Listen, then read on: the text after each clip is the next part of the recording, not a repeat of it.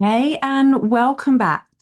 I have been thinking a lot this week, especially, it makes a change in my life, about a very important subject, something that each and every one of us has, something that each and every one of us actually fulfills in some way in our life, and something that I think is central to us, especially as mystics evolving. It's the thing that I think ties everything together, and that is purpose. The big subject, Dharma, karma, law of attraction. How does all these things work together, and what on earth has this got to do with the golden thread? This is what's been on my mind. So, if you've ever listened and wondered, like, what is purpose? Is it something that I need to go and seek? Is it something that I need to go and fly to India and spend 3 months in an ashram to discover? I'm not sure that that is entirely true.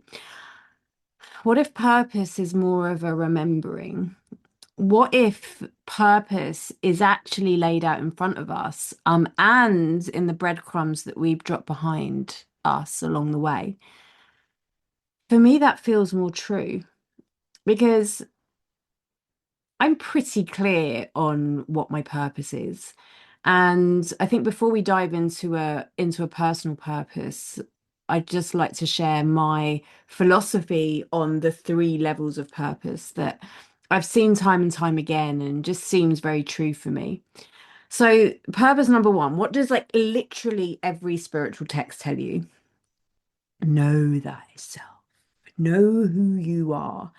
And I think that fundamentally, simplistically, although it's not as simple as it sounds, knowing yourself is the number one purpose. That's like why we're here.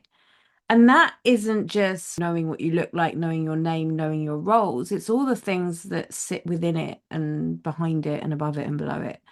The things that you really love, the things that you are challenged by, your tendencies, your ways that you respond to things, the things that you are moving towards, the thing that you're moving against. The thing that sits underneath quite often, the traumas, the wounds, the patternings, the programmings, those things that you kind of do, but they don't feel true. I think part of what we're doing in our evolution and in our life is understanding what we are and understanding what we are not.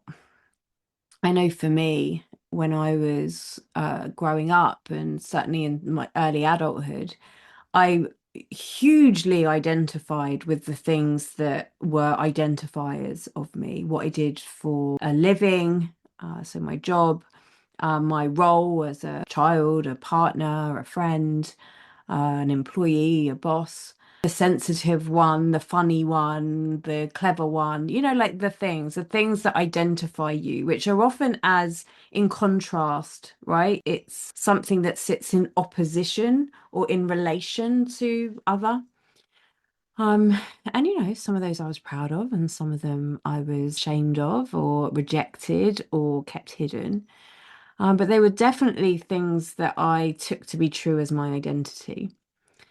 And then as I've grown and as I've started evolving and as I moved more into the spiritual path, I started to realize that all of those things that are actually not what I am, they're actually what I'm not. So it became a quest to begin to unpick some of those tendencies, to understand, is my humor something that is a part of me, or is it a trauma response from not letting people get too close or not letting people see the depth of me? Or is it both? Is it that I want to achieve certain things in my life? Like when I was selling cars, and I was like, well, what I want to now do is, first of all, I want to be on the top of the leaderboard and have like my 100% customer satisfaction rate and earn all the money, and then progress into a managerial role, and then go ahead and start training people. Like that was like the path that was sitting in front of me, which at the time I really thought I wanted. And I think there was probably aspects of it that I did. But actually looking back, they were expectations, they were programmings, they were even limitations of what I thought might be possible in my life. They certainly weren't my dharma, they certainly weren't my purpose, and they certainly weren't the thing that was going to ultimately help me leave a legacy. behind.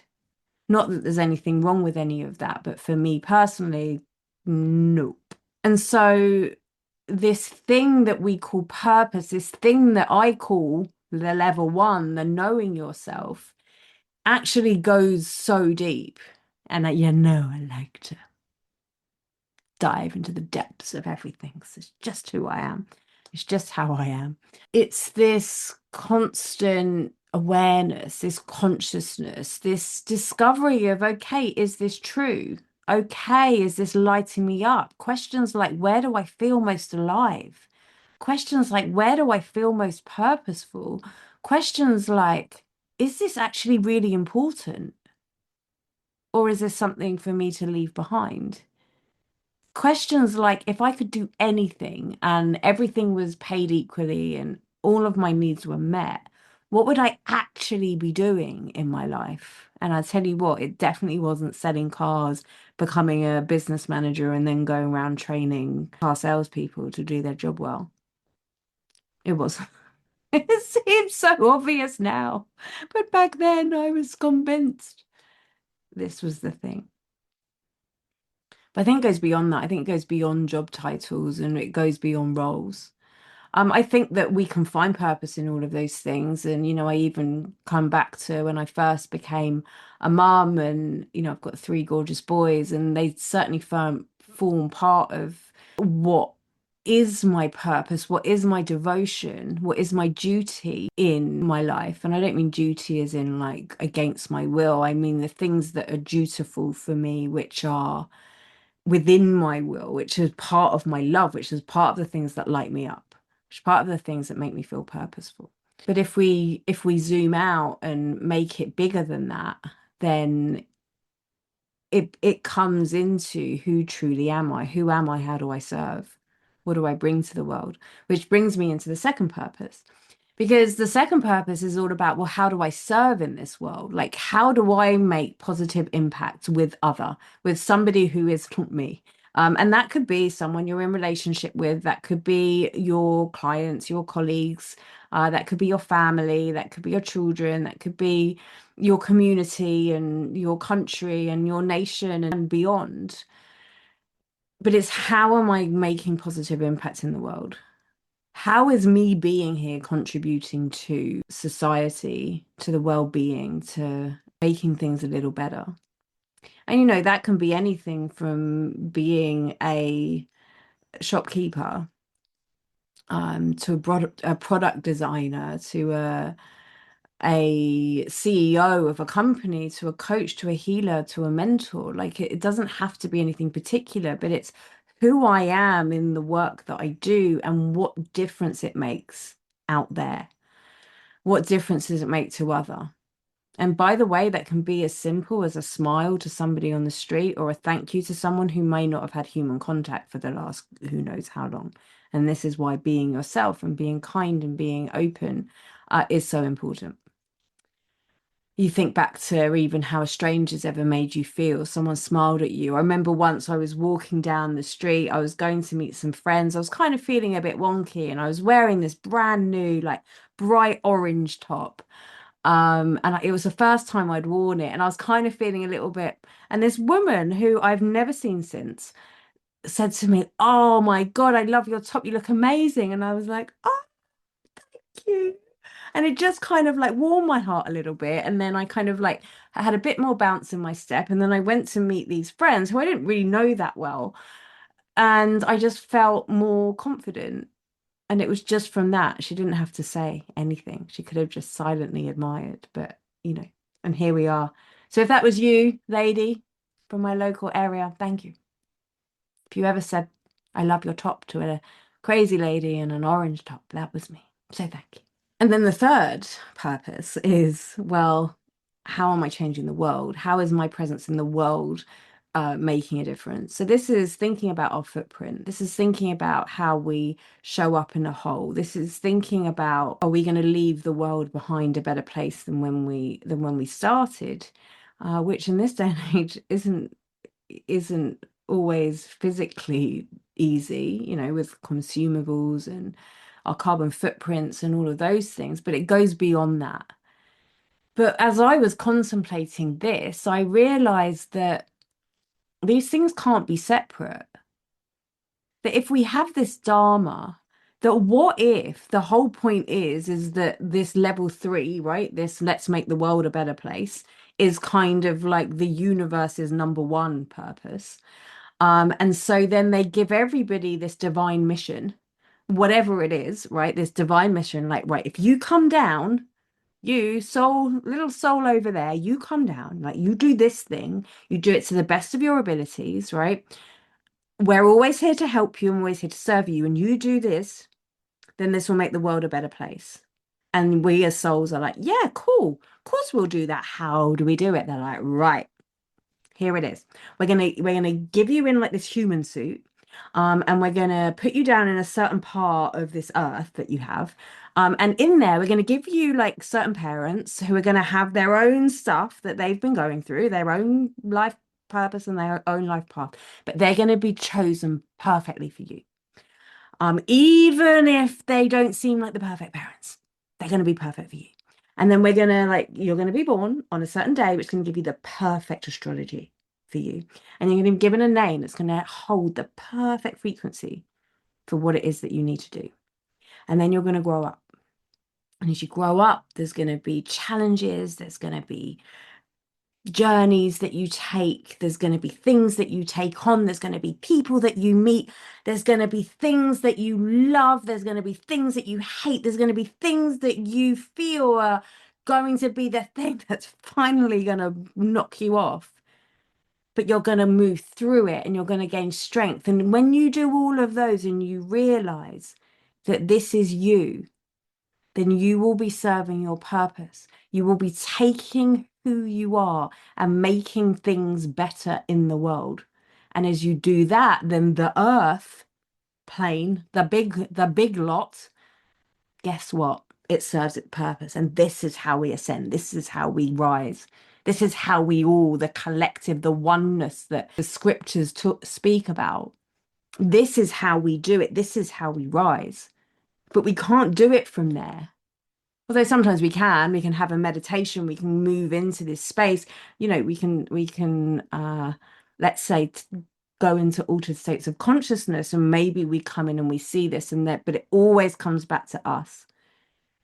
It always comes back to us because you know what? I could be the most kind and altruistic and generous and whatever, and I could go and I could sell all my worldly goods and be completely humble and become a monk and whatever, right?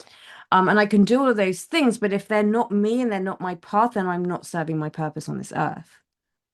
Because even though I'm doing good, even though I'm doing good things, even though I'm serving others, if it's not me, then I'm either taking someone else's place in this divine intelligence, or the thing that I was meant to be doing kind of doesn't get done, or at least it doesn't get done in the way that I was always meant to do it. And then there's like a missing piece, and then there's a knock-on effect. And maybe why, right? The knock-on effect of you starting with who you are, starting with, okay, like, why do I have this desire? Why for me? Why do I have this insatiable need to want to know everything about everything? Like literally everything about everything.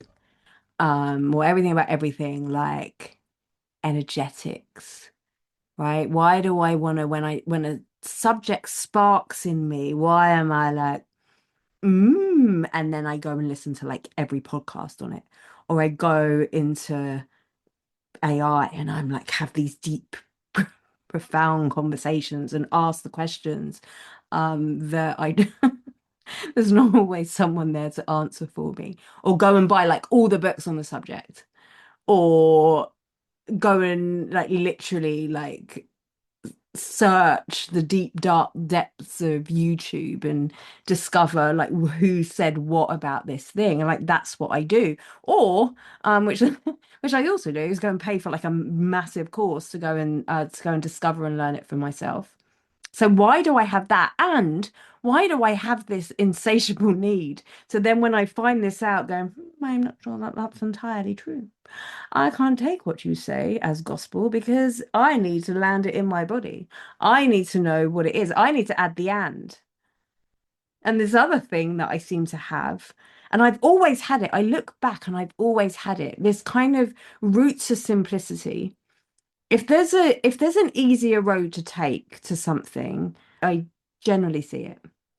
And for such a long time, I thought that was laziness. To be honest, quite now, I realize what genius it was, right? So I can understand the way that things link together. And when I think about this work now, I'm like, okay, well, now I can see how Dharma and karma link.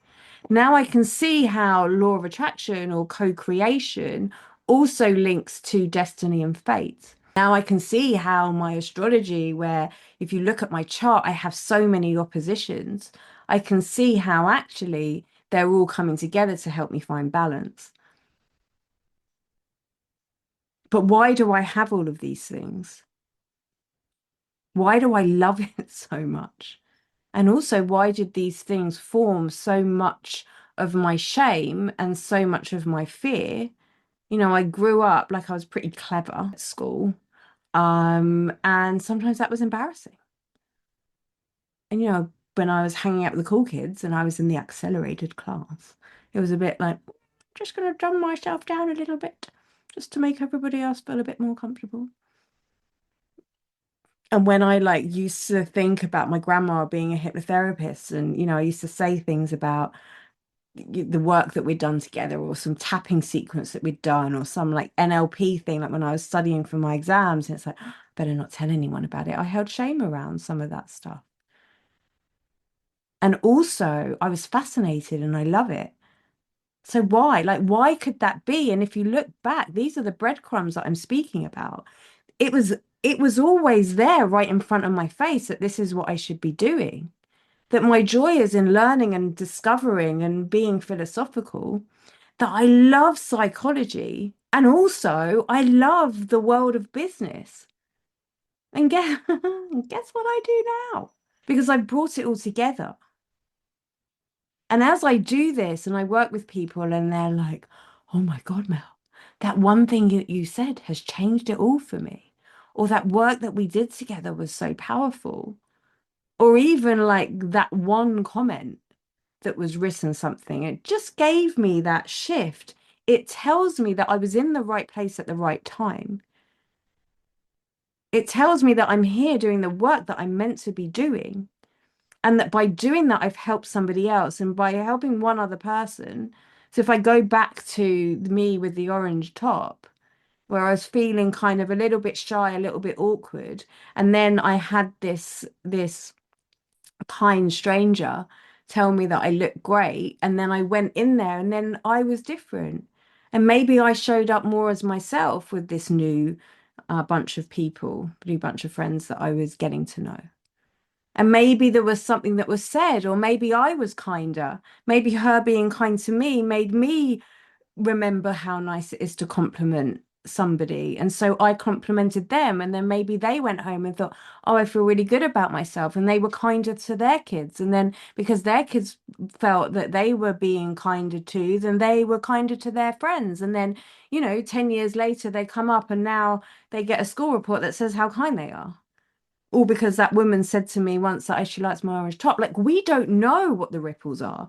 But having this contemplation, and this is your contemplation for today, is like, what if, like, that's the point? What if that's the purpose? What if what I'm meant to be doing is discovering who I am and being who I am to the very best of my abilities every single day, in every single moment, regardless of what it is that I'm doing, which then fulfills the world purpose, or what I call the divine intelligence. And then we heal the world. We make it a better place. Who knows? Who knows? So what do you think?